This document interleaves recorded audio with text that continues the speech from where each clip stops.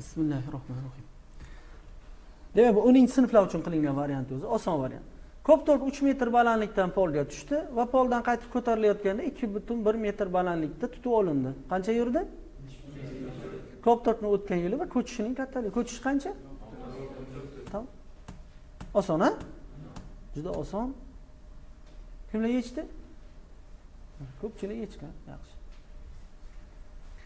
Valeriy Biskovskiy degan odam, ham uni ahamiyati va kimligini, Vostok 5 kosmik kemasi bortida yer atrofini 81 marta aylanib chiqibdi. Agar orbita aylanma va yerdan 200 kilometr masofada bo'lsa, orbita radiusi Baxshullayev qancha?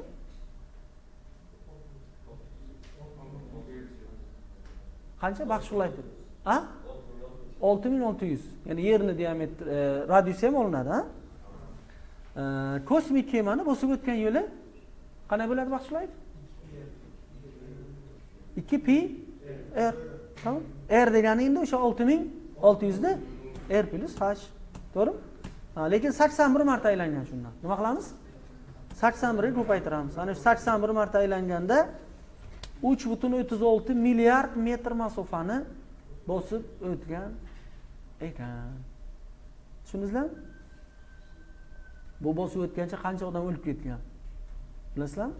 Juda qiyin bo'lgan boshida chiqish. Tushunmagan ular. Chiqavergan, portlayvergan kemalar chiqavergan, portlayvergan. Hech tushunmaganlar. Shu osmondan chiqib portlab ketadi. Keyin bilsalar osmonda ham darvozalari bor ekan. Chiqadigan joy bor ekan. Faqat o'sha yerdan chiqish mumkin ekan. Faqat o'sha yerdan kirish mumkin ekan. Mana biz ochiq deb o'ylaymiz-ku. Bunaqa emas ekan. O'sha joydan chiqsa o'tib ketadi, bo'lmasa portlab ketadi. Keyin buni hisob-kitob qilib topib oldilar.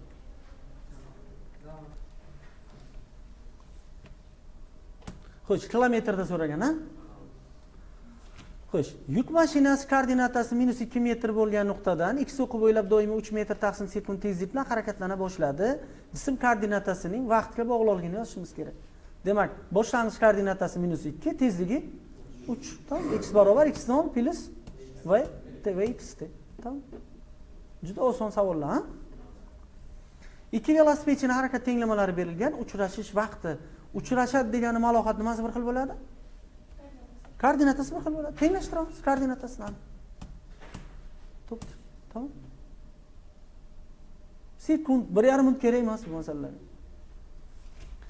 Yerga nisbatan 4 metr taqsim sekund, 3 metr taqsim tezliklar bilan harakatlanayotgan platformalar ustida platformalarga nisbatan 3 metr taqsim sekund va 4 metr taqsim sekund tezlik bilan ikki odam rasmda ko'rsatilgandek harakatlanmoqda.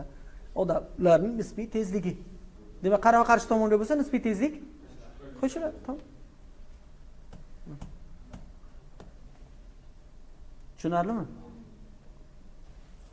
Velosipedchi dastlabki 5 sekundda 35 metr yo'l o'tdi, keyingi 15 sekundda 100 metr va oxirgi 5 sekundda 25 metr.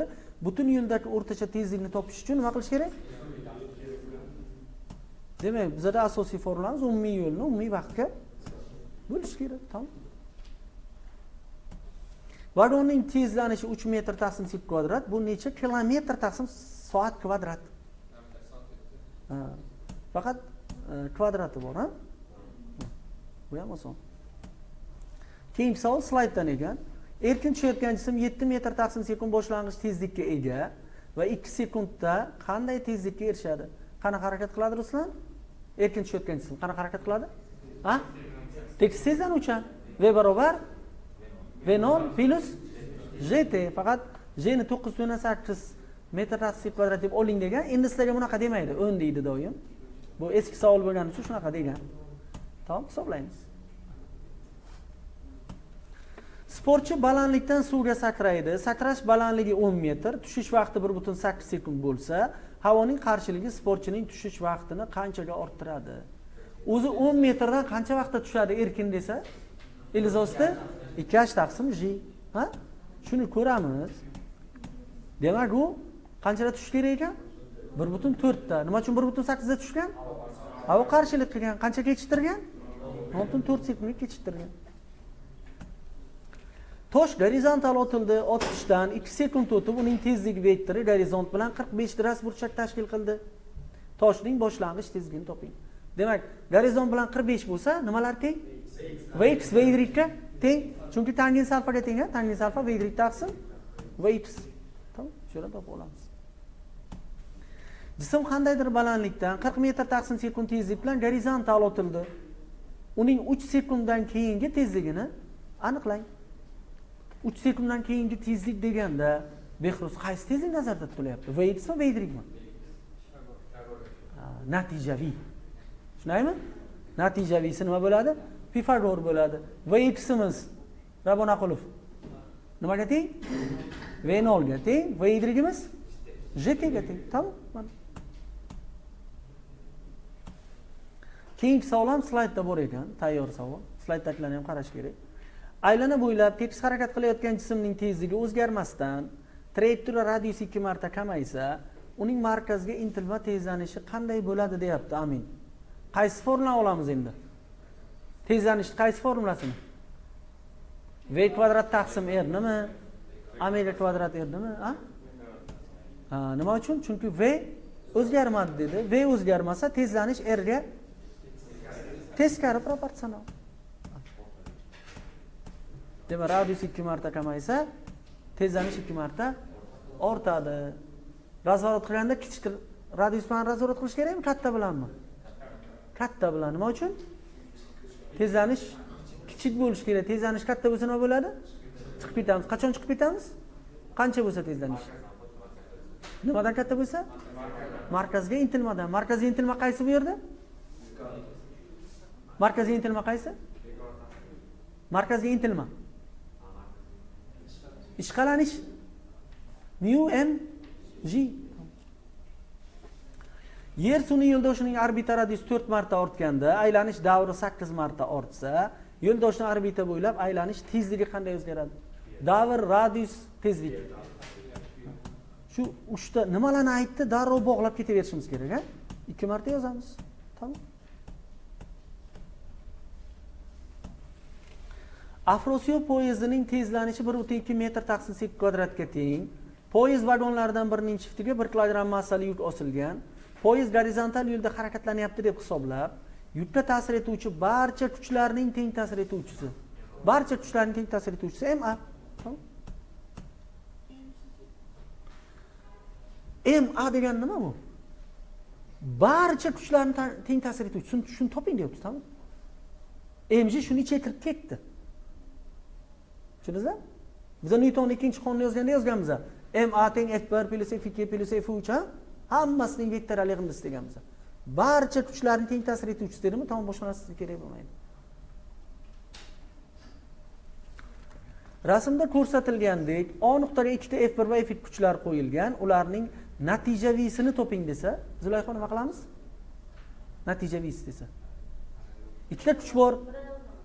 Parallelogram, bir to'ldiramiz. Mana. To'ldirdik. Qayoqqa ekan?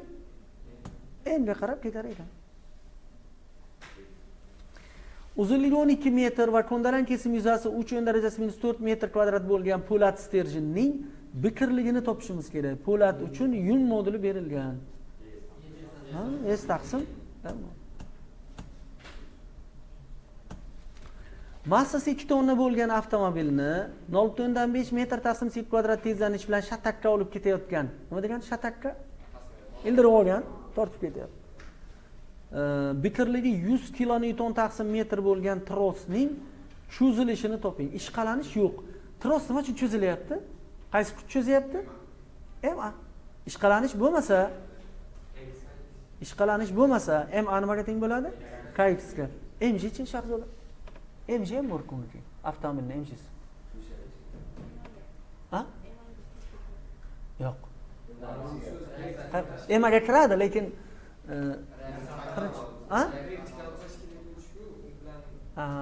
qarang, mana buni MGsi n bilan barobar. Miqdori bir xil, yo'nalishi qarama-qarshi 0 bo'ldi. MA ga kiradi, lekin 0 da bu. Tamam. Ishqalanish bo'lmasa, nechta kuch qoldi? Bitta, qaysi? K delta x. O'sha MA ga teng. Qayerdan bildik?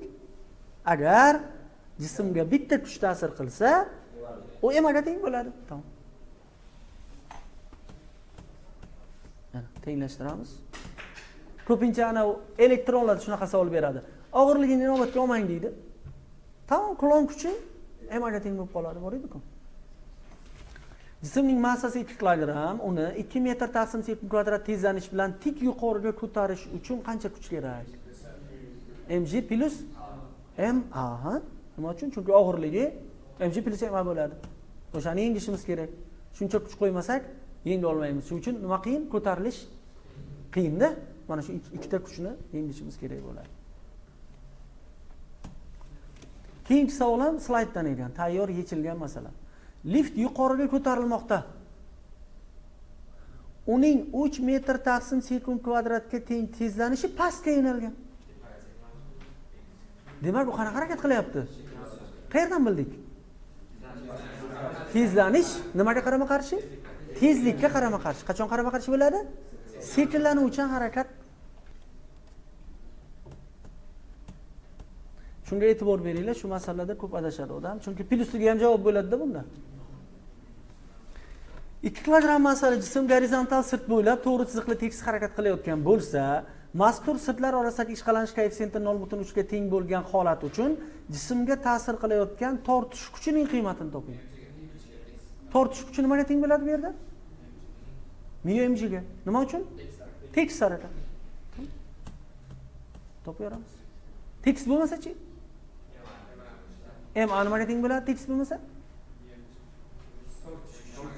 Tortish minus μg. Ya'ni tortish ma tomonga, μg unga qarama-qarshi. Jismning tezligi 10 metr taqsim sekundga teng, jismga faqat muhitning qarshilik kuchi ta'sir qiladi deb hisoblab, uning qiymatini aniqlang. Qarshilik kuchi tezlikning kvadratiga proporsional. Qarshilik koeffitsiyenti ham berilgan. Demak, qarshilik kuchi kv kvadrat. O'zi aytib qo'yibdi, shuni toping deyapti.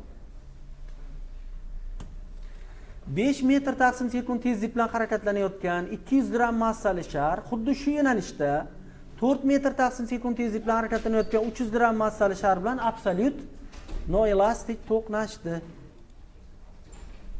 Demak, sharlarning to'qnashuvdan keyingi tezligi bir tomonga bo'lsa, impulslar qo'shiladi. Noelastik bo'lganda tezliklar nima bo'ladi? Bir xil bo'ladi. Uzunligi L va qiyalik burchagi alfa bo'lgan qiya tekislikdan jism sirpanib tushmoqda. Agar ishqalanish koeffitsiyenti mu bo'lsa, tekislikning asosiga yetganda jismning tezligi qanday bo'ladi? Demak, pastga qanaqa harakat qiladi u? Sekinlanuvchan. Tezlashib kelyapti. Pastda qaysi kuch tortib kelyapti uni? Sirpantiruvchi. Orqada qaysi kuch bor? mg kosinus alfa. Sirpantiruvchi mg sinus alfa. Mana shu ma ga teng. To'g'rimi? Shu yerdan a ni topib olamiz. Ana endi bizdan buni so'ramayapti. Oxiridagi tezlikni so'rayapti. Demak, tekis tezlanuvchi harakat qilayotgan bo'lsa, bosib o'tilgan yer v kvadrat minus v0 kvadrat bo'lingan 2a. v0 qani? 0. Tamam? Uzunligi L degancha L deb yozdim. S desa S deb yozamiz. Shu yerdan v ni topib olamiz. To'g'rimi? Chiqdimi shunaqa Bobur? Nima chiqmaydi? Tushundingizlarmi hozir? Tepaga chiqib desa-chi hozir? Ma nimaga teng bo'ladi?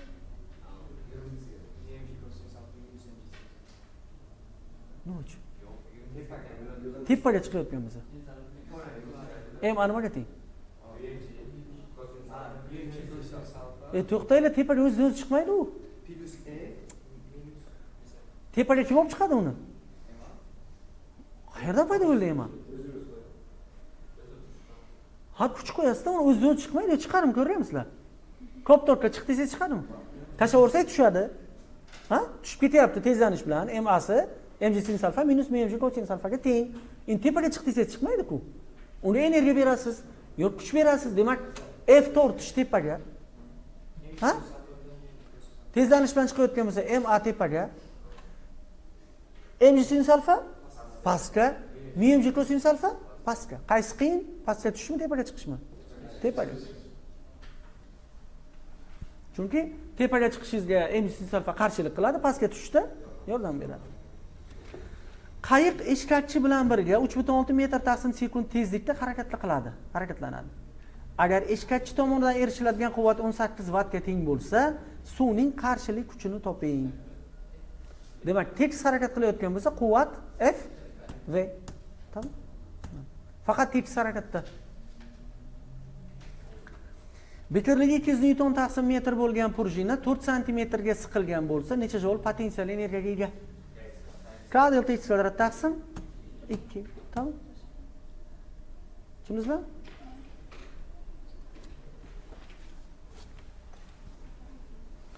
Xo'sh, jismning L nuqtadagi tezligi necha metr taqsim sekund? Energiyaning saqlanish qonuni. Bu yerda qancha energiyasi bor? mgh1 plus mv1 kvadrat taqsim 2. Bu yerda mgh2 plus mv2 kvadrat taqsim 2. Tezlik qayerda katta bo'ladi? Nima uchun? Potensial kam. Potensial kamayib tez bo'ladi. Bu yerda yo'qotishlar yo'q, hech qanaqa ishqalanish haqida gapirmayapmiz. Tamoman energiya saqlanish qonuni shu yerdan V2 topamiz. Tushunarlimi? Xo'sh, bir uchi shiftga bog'langan ipning ikkinchi uchiga mahkamlangan, massasi 500 gramm bo'lgan sharcha gorizontal tepsizlikda yarim metr aylana hosil qilib, doimiy 2 metr taqsim sekund tezlik bilan aylanmoqda. Sharchaga ta'sir qilayotgan barcha kuchlarning natijavisi. Hozir ishladik mana. Qarang, esdan chiqmasin. Barcha kuchlarning natijavisi nima? MA. A ni o'zi V kvadrat taqsim R. Tamam. Slayddan kelgan keyingi savol. Demak, massalarni necha marta farq qilyapti? 20 marta. 100 kilogramlikni massasi 5 kilogramlikdan 20 marta katta, demak yelkasi 20 marta kichik. Tamam. Chunki muvozanatda turibdi. Richardning muvozanat sharti deymiz. Necha marta farq qiladi deyapti. Og'zaki. 29 7 metr suv ustunining bosimi necha paskal bo'ladi? Ro'je qash. Faqat suv ustunining o'zini bosimini so'rayapti. Ha? Penol qachon qo'shiladi? Masalan aytsaki, 7 metr chuqurlikda suvning bosimi qancha desa? Ana endi penolni inobatga olamiz, chunki u bor-ku. Agar 7 metr chuqurlikda suvning gidrostatik bosimi qancha desa? Rojashni o'zi bo'ladi. Faqat o'zini so'rayotgan bo'ladi. Quvvat shar o'z hajmining 5 dan 1 qismi bilan botgan holda suvda suzmoqda. Agar sharning hajmi 1 detsimetr kub, shar materialining zichligi 2,5 ming kilogramm taqsim metr kub bo'lsa, quvvatning hajmini toping. Qaysi kuchlar teng? Arximed mg ga teng. Mg nima deb yozamiz? Rho v mi? Nima deb yozamiz? Demak, u to'liq hajmda yo'q-ku massa. Qancha hajmida bor? 5 dan 4 qismi. Quvvatning hajmini ajratib tashlashimiz kerak. Tushunaymi? Yo'q, u 5 dan 4 qism deyotganingiz Arximeddagi hajmni aytyapsiz. Kelinglar buni. Qaranglar. Mana chiqaraman. Men hozir mg ni so'rayapman. Mg nimaga teng? Demak, mg rho v o'zi, to'g'rimi?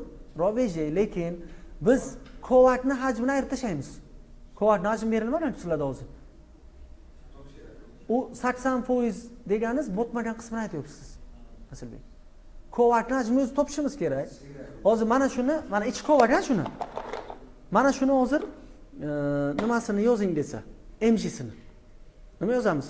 Rho vj yozamizmi? Yo'q-da. Quvvatning hajmini ayirib tashlaymiz-ku. Buning ichida quvvat bor-ku. Ichi bo'sh, to'g'rimi? Ana, bo'sh joyi bor-ku. Shuni hajmini ayirishimiz kerak-da. U yerda zichlik, u yerda hech narsa yo'q. Shuning uchun mg ni mana shunaqa quvvatlik narsalar haqida aytadi. Mg dan nima qilamiz? V sidan quvvatning hajmini ayiramiz. Endi Arximed qanday bo'ladi bu yerda? Rho vj mi?